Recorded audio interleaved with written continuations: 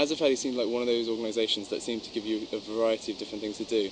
And well, I trained as an architect, and so when I saw it did building projects and those sort of elements, that kind of initially did my spirit thing. I kind of thought, okay, brilliant, I can kind of use my skills that I already have to kind of do something out there.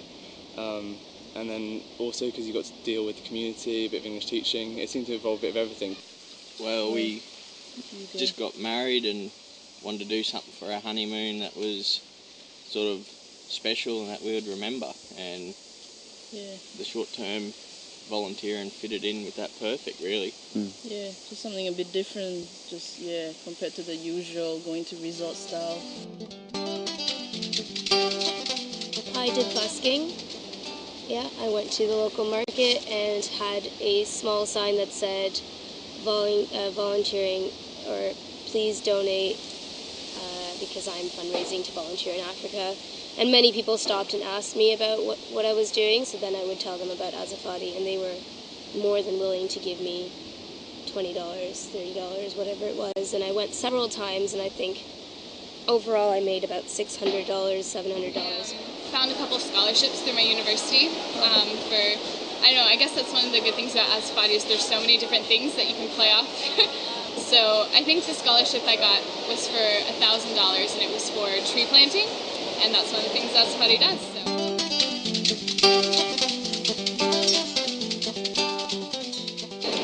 Basically, the community currently does not have any kind of restroom facilities, and so they usually use the beach for all their excrement needs, which really isn't healthy for the community in general and for any visitors who come.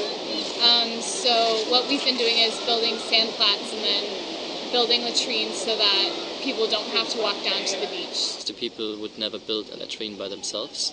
They regard latrine building as something very low, and they would not regard it as something important. But it is, as far as we know, it's really important that they have a facility where they can poo, and just to prevent lots of diseases by doing that.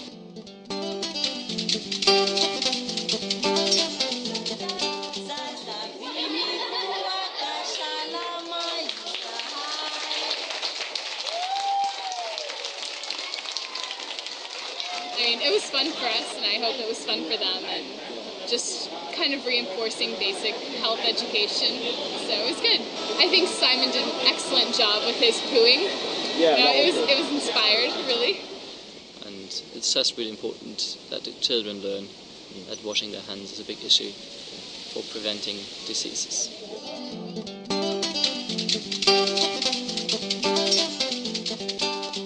The stoves consist of 5 buckets of clay, 3 buckets of zebu shit, and then 1 bucket of sand. And then you mix it all together, mix it with water, and then you use the mould and build the stove. Oh, the main reason is just to reduce the amount of firewood that people usually need. And it's kind of a big issue there, that people cut down trees and valuable forests that have been there for years or for thousands of years, and these fuel-efficient stoves try to reduce the amount.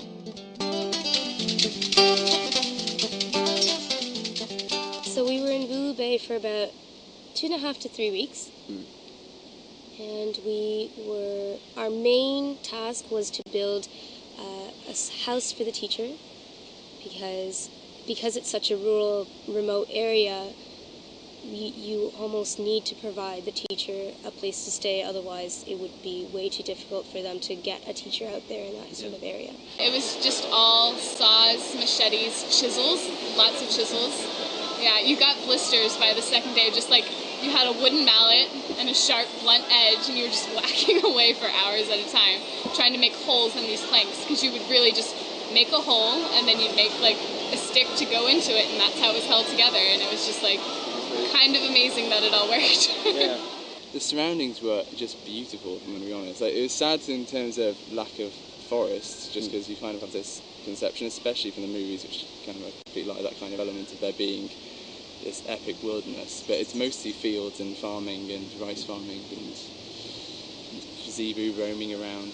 sometimes occasionally walking into campsites, but that's kind of, it just had that really open feel about it, and then a little trek down to the well, and yeah, it was just very green, and then beautiful mountains all in the distance, and a waterfall that wasn't too far away. Yeah, it was idyllic.